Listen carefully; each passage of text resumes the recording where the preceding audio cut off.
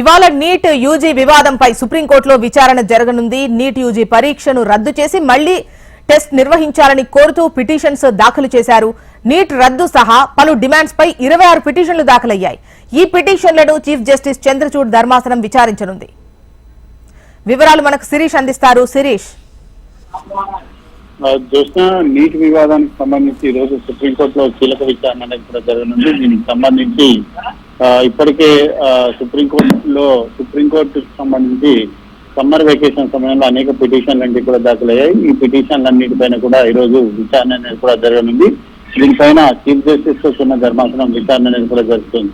అయితే నీట్ పరీక్షను రద్దు చేయాలని చెప్పేసి దీనికి సంబంధించిన పేపర్ లీక్ అయిందని చెప్పి అనేక పిటిషన్లు దాఖలయ్యాయి. కానీ పరీక్షను రద్దు చేసేందుకు సుప్రీంకోర్టు నిరాకరించడం కూడా జరిగింది. అయితే నీట్ పేపర్ లీకేజ్ తో పాటు అందులో అవకతవకలు, నీట్ పరీక్షను రద్దు చేయాలని చెప్పేసి దాఖలైన పిటిషన్లు వీటన్నింటినీ కూడా ఈ రోజు సుప్రీంకోర్టు విచారిస్తుంది. అయితే మొత్తం 26 పిటిషన్లు అంటే కూడా దాఖలయ్యాయి. 26 పిటిషన్ల పైన కూడా చంద్రచూడ్ ధర్మాసనం విచారణ కూడా జరుగుతుంది.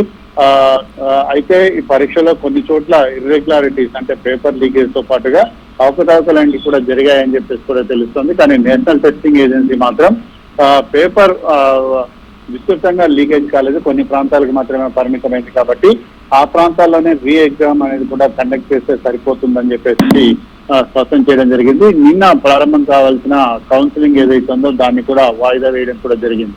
సో ఈ రోజు సుప్రీంకోర్టులో మరి దీనిపైన పూర్తి స్థాయిలో విచారణ అనేది కూడా జరుగుతుందా లేదా మరికొంత సమయం తీసుకుంటుందా అనేది కూడా చూడాలి. ఏదైనప్పటికీ దీనిపైన సుప్రీంకోర్టు మాత్రం ఈ 26 పిటిషన్ల పైన వాదనలన్నింటి కూడా వినే అవకాశం కూడా కనపడుతోంది. ఇప్పటికే నీటికి సంబంధించిన పీజీ పరీక్షను కూడా వాయిదా వేశారు. యూజీ పరీక్షకు సంబంధించి కొన్ని చోట్ల గ్రేస్ మార్కులకు సంబంధించిన వివాదం అనేది కూడా చెలరగడంతో దానికి సంబంధించి రీటెస్టింగ్ అనేది కూడా కండక్ట్ చేయడం అనేది కూడా జరిగింది. దాంతో ర్యాంకులన్నింటి కూడా కొంచెం తారుమారు కావడం జరిగింది. సో ఈ నేపథ్యంలో నేషనల్ టెస్టింగ్ ఏజెన్సీ మాత్రం అసలు పరీక్షను రద్దు చేయాల్సిన అవసరం లేదని చెప్పేసి ఇప్పటికే సుప్రీంకోర్టుకు స్పష్టం చేసిన నేపథ్యంలో కోర్టు ఎటువంటి డెసిషన్ తీసుకుంటుందనేది కూడా చూడాల్సి ఉంది. రైట్ శిరీష్.